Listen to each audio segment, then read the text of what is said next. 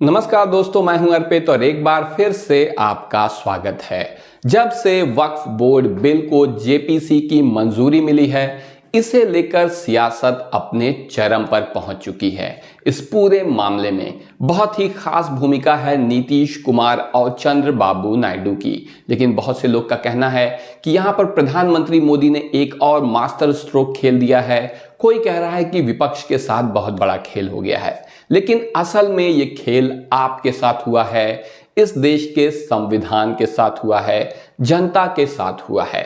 अगर ये पूरा मामला जेपीसी तक पहुंचा है तो इसके पीछे जो दो सबसे बड़े कारण हैं, चेहरे हैं, वो हैं नीतीश कुमार और चंद्रबाबू नायडू। और जैसे ही जेपीसी की बैठक में इसे मंजूरी मिली थी, तभी से ये दोनों का नाम ट्रेंड करने लगा सोशल मीडिया पर। अगर ईमानदारी से बात की जाए तो ये एकदम सच है कि जब मॉनसून सत्र में मोदी सरकार इस बिल को संसद में लेकर आई थी तो इन दोनों ने और इनकी पार्टी ने, जेडीयू और टीडीपी ने, इसका जबरदस्त विरोध किया था। इतने विरोध की उम्मीद खुद प्रधानमंत्री मोदी और उनके चाणक्य को नहीं थी। ऐसे में बीच का रास्ता निकाला गया और रास्ता क्या था कि संसदीय कार्य मंत्री किरण रिजिजू को यह जिम्मेदारी सौंपी गई। किरण रिजिजू जो कि केंद्रीय मंत्री हैं, इन्होंने दोनों पार्टी के नेताओं से अलग अलग मुलाकात की और कोई डील जरूर हुई है, क्योंकि इसके बाद ही यह तय हुआ कि 31 सदस्यों की समिति बनाई जाएगी जिसके अध्यक्ष होंगे जगदंबिका पाल। यह कानून सम्मत तरीका है, जेपीसी इसी तरह काम करती है और इन्हें अध्यक्ष नियुक्त किया गया, बहुत ही सीनियर नेता हैं, और जिम्मेदारी सौंपी गई कि 4 अप्रैल तक फाइनल रिपोर्ट इस पूरे मुद्दे पर देनी होगी। लेकिन कोई काम सरकारी अगर हो तो वो समय पर नहीं होता, ना कोई पुल बनता है, ना बांध बनती है, ना सड़क बनती है। लेकिन आप देख सकते हैं कि 4 अप्रैल तो बहुत दूर की बात है, जनवरी में ही इतने कर्मठ सांसद हैं, इतने कर्मठ नेता हैं, जनवरी में ही पूरी रिपोर्ट आ गई सामने, दे दी गई। इस पूरे मामले में क्या कनेक्शन है इसका दिल्ली चुनाव से, यह भी एक देखने वाली बात है जिसके बारे में हम आपको बताएंगे। आप देख सकते हैं कि जेपीसी में आखिर खेल क्या हुआ है। अगर आप देखिए, विपक्षी सांसदों का दावा है, जेपीसी में पक्ष विपक्ष सभी के सांसद होते हैं। जो कुल 31 सांसद हैं, इसमें सभी पार्टियों के सांसद हैं। ऐसे में विपक्षी सांसदों का दावा है कि अध्यक्ष जगदंबिका पाल ने किसी की कोई बात नहीं सुनी, यानी सुझाव मांगे गए लेकिन कुछ भी सुना नहीं गया। सरकार दिल्ली चुनाव को ध्यान में रखते हुए वक्फ संशोधन बिल पर जेपीसी की रिपोर्ट संसद में जल्दी पेश करने पर अड़ी थी। इसीलिए जनवरी में आई है, क्योंकि आप देख सकते हैं गोदी मीडिया भी इस बात को स्वीकार कर रही है कि दिल्ली चुनाव में भारतीय जनता पार्टी की हालत बहुत खराब है। अरविंद केजरीवाल यहां भारी पड़ रहे हैं और भाजपा का चुनाव में कोई चांस नहीं है। अब तो भाजपा ने जोर शोर से प्रचार करना भी बंद कर दिया है। ऐसे में वो चाहती है कि जेपीसी को लाकर एक बार फिर से कम्युनल एंगल, ध्रुवीकरण, हिंदू मुस्लिम का मुद्दा, ये सब करके चुनाव किसी तरीके से अपने पक्ष में हवा बनाई जाए और जीता जाए। लेकिन अब इसमें कितनी सफलता मिलेगी ये तो आने वाला समय बताएगा। आपको क्या लगता है कमेंट सेक्शन में जरूर बताएं कि दिल्ली चुनाव में किसकी जीत होगी। क्या जेपीसी का फायदा मिलेगा भारतीय जनता पार्टी को कम्युनल कार्ड खेलने का?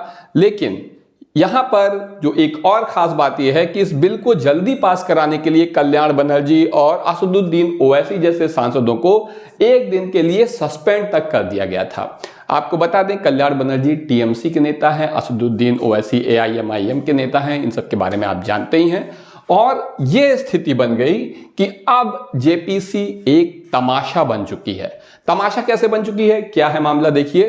कुल 257 सुझाव आए थे जेपीसी के लिए, जेपीसी में वक्फ बोर्ड बिल में संशोधन के लिए 257 सुझाव आए थे, सत्ता पक्ष विपक्ष सभी की तरफ से। इनमें से 44 सुझावों पर चर्चा हुई, यानी इस काबिल समझा गया कि इन पर बात की जाए, और सिर्फ 14 संशोधनों को मंजूरी मिल गई। लेकिन जो सबसे खास बात है, क्या इत्तेफाक है कि ये 14 के 14 सुझाव एनडीए की तरफ से आए हैं। विपक्ष के एक भी सुझाव को स्वीकार नहीं किया गया। मान लीजिए सांकेतिक रूप से ही एक कर लेते, एक भी नहीं किया गया। सभी 14 एनडीए की तरफ से आए हैं, लेकिन उसमें से भी 10 भारतीय जनता पार्टी की तरफ से आए हैं। 4 सहयोगियों की तरफ से आए हैं, क्योंकि जब किरण रिजिजू से मुलाकात हुई थी जेडीयू और टीडीपी के नेताओं की, तभी ये बात हुई होगी कि भाई हमारा मुस्लिम वोट बैंक है, बिहार में तो चुनाव भी होने हैं, कैसे स्वीकार करें इस बिल को।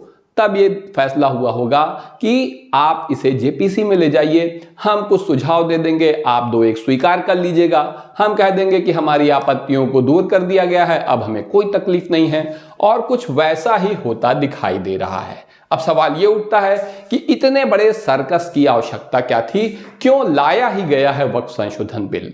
तो आपको बता दें कि सरकार का क्या कहना है, पहले सरकार का पक्ष जान लीजिए। सरकार का कहना है कि यह संशोधन मुसलमानों की दशा सुधारने के लिए है। देश में मुसलमानों की दशा खराब है, उसे सुधारने की जिम्मेदारी सरकार की है, तो दशा सुधारने के लिए ये संशोधन लाए हैं।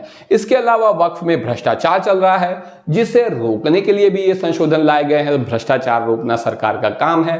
कितना भ्रष्टाचार हो रहा है और कितना सरकार रोक रही है, आप अच्छी तरह से जानते हैं। ये बिल्कुल सच है कि सेना और रेलवे के बाद वक्फ के पास सबसे ज्यादा जमीन है इस देश में, और इस जमीन पर किसकी नजर है ये तो आप जानते ही हैं कि दोस्ती निभाने में हमारे प्रधानमंत्री का कोई मुकाबला नहीं है। तो आपको क्या लगता है, पूरे मामले में आपका क्या कहना है, कमेंट सेक्शन में जरूर बताइए। वीडियो को लाइक करिए, अपने दोस्तों के साथ शेयर करिए और चैनल को सब्सक्राइब करना मत भूलिए। अभी के लिए बस इतना ही, धन्यवाद।